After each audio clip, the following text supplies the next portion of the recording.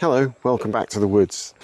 I've been talking a bit in the last few videos about the elements that I use, the things that I think come together to help me and work with the clients and do the work that I do.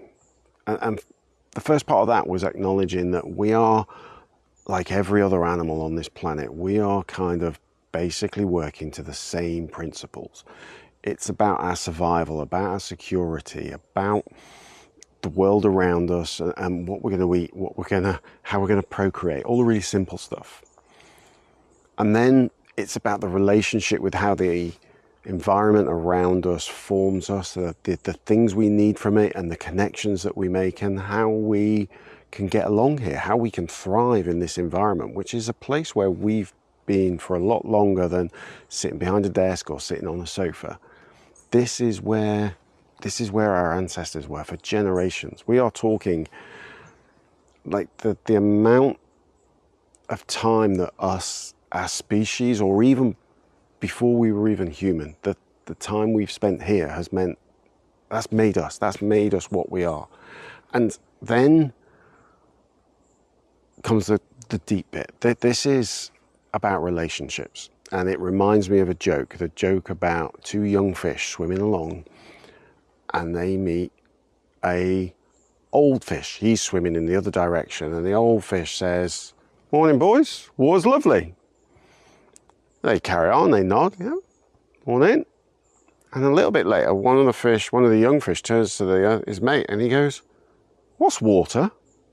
And I think to us that's relationships. I don't think we realize the complexity of relationships and what it means to us, because it's our relationships that define us, how we relate to the environment, to the people.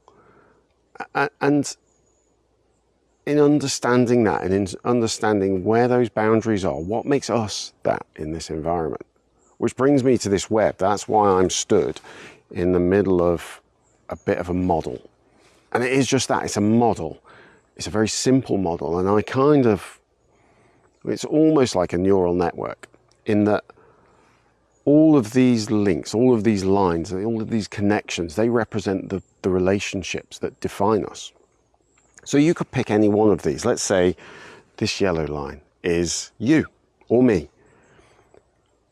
And if I were to exist without any interaction, without any relationships, then I would just go from one point to another and that's it. But I don't. As I grow, as I develop, I have experiences, I meet people.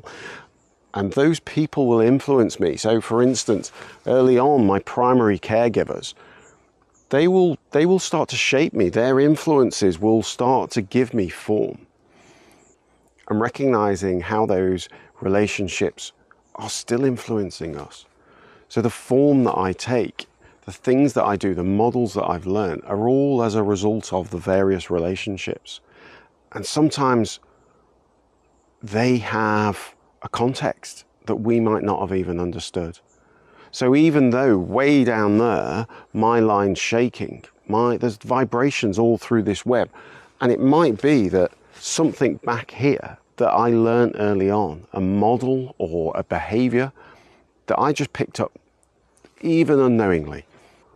If something happens to us, if we learn something as a child, that might be carried through our entire life without ever realizing actually that model might have worked back then, but it doesn't work anymore. And it could be as simple as early years.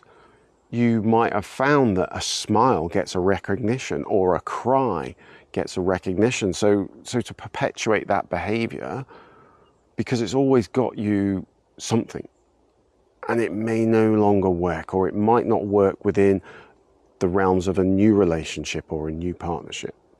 And these don't have to be people. These can be events, these can be situations, these can be places, but to acknowledge their part in making us who we are and find the boundaries that mean we have choices now. We recognize these influences, and where we might have not had a chance before because it was a reaction, we get to respond differently.